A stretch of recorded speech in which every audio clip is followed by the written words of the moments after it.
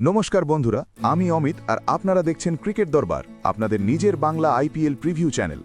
আজকের ম্যাচটা শুধু ক্রিকেট না বন্ধুরা, এটা একটা পুরনো হিসেব চোকানোর দিন। একদিকে আছেন রবীন্দ্র জাদেজা, যিনি ১৩ বছর হলুদ জার্সি পরে সিএসকে সব দিয়েছেন, আর সেই দলই তাকে ট্রেড করে দিয়েছে। আজ তিনি মাঠে নামবেন রাজস্থান রয়্যালসের হয়ে নিজের পুরনো দলের বিরুদ্ধে, ভাবুন একবার। আর অন্যদিকে সঞ্জু স্যামসন, এর প্রাক্তন অধিনায়ক, টি-20 বিশ্বকাপের প্লেয়ার অব দ্য টুর্নামেন্ট, আজ হলুদ জার্সি পরে প্রমাণ করতে আসছেন যে কতটা বড় ভুল করেছে তাকে ছেড়ে দিয়ে। গুয়াহাটি, রিয়ান পারাগের নিজের শহর, স্টেডিয়াম কাঁপবে, আর আমরা ক্রিকেট দরবারে আপনাদের দেব এই ম্যাচের সম্পূর্ণ বিশ্লেষণ। তাহলে শুরু করা যাক। বন্ধুরা, একটু পেছনে ফিরে যাই। আইপিএল 2025-এ দুই দলের হাল কেমন ছিল? দুটো শব্দে বলতে গেলে সম্পূর্ণ বিপর্যয়। রাজস্থান রয়্যালস শেষ করেছিল ৯ নম্বরে, মাত্র 4টে ম্যাচ জিতেছিল পুরো সিজনে। আর সিএসকে, তারা ছিল একদম তলানিতে, শেষ স্থানে। হ্যাঁ, ধোনির সিএসকে লাস্ট হয়েছিল। তাহলে এই সিজনে দুই দলই নতুন শুরু করতে চাইছে, কিন্তু পদ্ধতি আলাদা। আর ফিরিয়ে এনেছে কুমার সাঙ্গাকারাকে হেড কোচ হিসেবে। 2022 সালে তার কোচিংয়েই ফাইনালে পৌঁছেছিল। নতুন অধিনায়ক রিয়ান পারাগ, আইপিএল 2026-এর ইনঅগ্রাল চ্যাম্পিয়ন দলের নেতা। আর সবচেয়ে বড় চমক, জাদেজাকে ট্রেড করে আনা। সিএসকের সম্পূর্ণ দর্শন বদলে গেছে। এবারের দলটা ফ্র্যাঞ্চাইজ ইতিহাসের সবচেয়ে তরুণ, অভিজ্ঞতার বদলে যৌবনের ওপর বাজি। আর কেন্দ্রবিন্দুতে সঞ্জু স্যামসন। এখন কথা বলি এই আইপিএলের সবচেয়ে বড় ট্রেড নিয়ে। সঞ্জু গেলেন সিএসকেতে, বদলে এলেন জাদেজা আর স্যাম কারান। কিন্তু বন্ধুরা, এখানে একটা বড় সমস্যা আছে। স্যাম কারান গ্রয়েন ইঞ্জুরির কারণে পুরো আইপিএল 2026 থেকেই বাইরে। এর পরিকল্পনায় বড় ফাঁক পড়ে গেল। তার জায়গায় এসছেন শ্রীলঙ্কার টি-20 অধিনায়ক দাসুন সানাকা। সিএসকের দিকেও একটা ধাক্কা, নাথান এলিস পুরো সিজন থেকে আউট। ডেথ ওভার্সের এই বিশেষজ্ঞকে ছাড়া সিএসকের বোলিং পরিকল্পনায় বড় প্রশ্নচিহ্ন। রাজস্থান রয়্যালস, মূল 5 অস্ত্র। রবীন্দ্র জাদেজা 13 বছর সিএসকেতে কাটিয়ে এসছেন। আজ যার বিরুদ্ধে খেলবেন তাদের সব দুর্বলতা জানেন। ব্যাটে, বলে, ফিল্ডিংয়ে জাদেজা একা ম্যাচ পাল্টে দিতে পারেন। আজকের মোটিভেশন অপ্রতিদ্বন্দ্বী। জোফরা আর্চার যদি সুস্থ থাকেন, এই বোলিং আক্রমণ গড় থেকে এলিট হয়ে যায়। গুয়াহাটির পিচে তার পেস ও বাউন্স সিএসকের প্রতিটা ব্যাটারকে বেকায়দায় ফেলতে পারে। রিয়ান পারাগ, অধিনায়ক, এটা তার নিজের শহর গুয়াহাটি। ঘরের মাঠে ঘরের দর্শকের সামনে নেতৃত্ব দেওয়ার সুযোগ। এই আবেগ তাকে অতিরিক্ত শক্তি দেবে। রবি বিষ্ণই, গুয়াহাটির পিচ যত স্লো হবে, বিষ্ণইয়ের লেগ স্পিন তত বিপজ্জনক হবে। মিডল ওভারে সিএসকে আটকানোর মূল দায়িত্ব তার। দাসুন সানাকা, কারণের বিকল্প, শ্রীলঙ্কার টি-20 অধিনায়ক, বড় মঞ্চে কতটা প্রভাব ফেলতে পারেন এটাই দেখার। সিএসকে, মূল 5 অস্ত্র। সঞ্জু স্যামসন, টি-20 বিশ্বকাপ 2026-এর প্লেয়ার অব দ্য টুর্নামেন্ট, জীবনের সেরা ফর্মে। পুরনো দলের বিরুদ্ধে এটা যথেষ্ট মোটিভেশন। পাওয়ার প্লেতে বিস্ফোরক শুরু করলে ম্যাচটাই পাল্টে যেতে পারে। আয়ুষ মাত্র 18 বছর বয়স। আইপিএল 2025-এ 188.97 স্ট্রাইক রেটে রান করেছেন।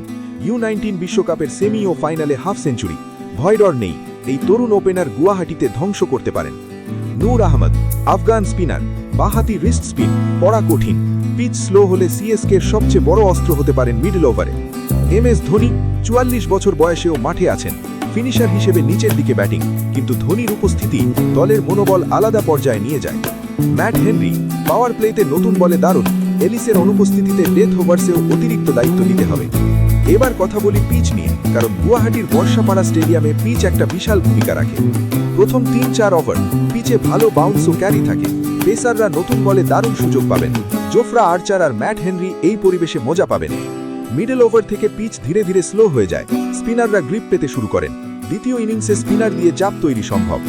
সবচেয়ে গুরুত্বপূর্ণ ফ্যাক্টর, রাত 7:30-এ ম্যাচ শুরু, মানে দ্বিতীয় ইনিংসের 12 থেকে 14 ওভার থেকে শিশির পড়তে শুরু করবে।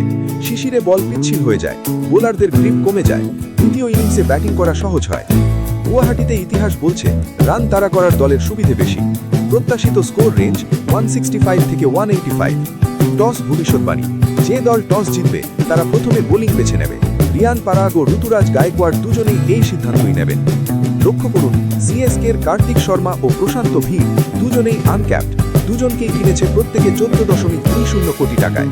এরা ডেলিভার করবে কিনা এটাই সিএসকের সবচেয়ে বড় প্রশ্ন।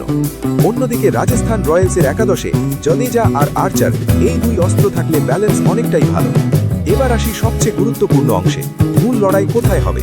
প্রথম লড়াই, জাদেজা ভার্সেস সঞ্জু স্যামসন। জাদেজা জানেন সঞ্জুর দুর্বলতা কোথায়, সঞ্জু জানেন জাদেজা কোথায় বল রাখেন। এই দুজনের মুখোমুখি মুহূর্ত হবে ম্যাচের সেরা দৃশ্য। দ্বিতীয় লড়াই জোফরা আর্চার ভার্সেস আয়ুষ মাত্রে। আর্চারের র পেস আর 18 বছরের তরুণের সাহস, এই দ্বন্দ্ব দেখার মতো হবে। তৃতীয় লড়াই রবি বিষ্ণোই ভার্সেস ঋতুরাজ গায়কোয়াড়। পিচ স্লো হলে বিষ্ণোইয়ের লেগ স্পিন ঋতুরাজকে চাপে রাখতে পারে। কারণ এক, ঘরের মাঠ, ঘরের দর্শক, ঘরের অধিনায়ক। রিয়ান পারাগ নিজের শহরে হারতে চাইবেন না। কারণ দুই, শেষ 9টা ম্যাচে 8টাই জিতেছে আর এটা আর কাকতালীয় নয়, এটা একটা প্যাটার্ন। কারণ তিন, জাদেজার মোটিভেশন আজ আকাশ ছোঁয়া। 13 বছরের পুরনো দলকে হারানোর সুযোগ সহজে ছাড়বেন না। তবে সঞ্জু স্যামসন যদি পাওয়ার প্লেতে বিস্ফোরক শুরু করেন, তাহলে ম্যাচ যে কোনো দিকে যেতে পারে। সিএসকে কে একদম উড়িয়ে দেবেন না। তো বন্ধুরা, এই হলো আইপিএল 2026 এর ম্যাচ 3 এর সম্পূর্ণ বিশ্লেষণ। Rajasthan Royals versus CSK. এই ম্যাচটা শুধু পয়েন্টের জন্য নয়, এটা গর্বের লড়াই।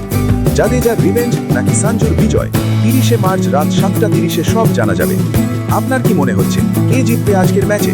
নিচে কমেন্ট করুন। আর যদি এই ভিডিওটা ভালো লেগে থাকে তাহলে লাইক দিন, সাবস্ক্রাইব করুন আর বেল আইকনে ক্লিক করুন, যাতে পরের ম্যাচ প্রিভিউ সবার আগে পৌঁছায় আপনার কাছে। আমি অমিত, ক্রিকেট দরবারের পক্ষ থেকে বলছি, আবার দেখা হবে পরের প্রিভিউতে। ধন্যবাদ।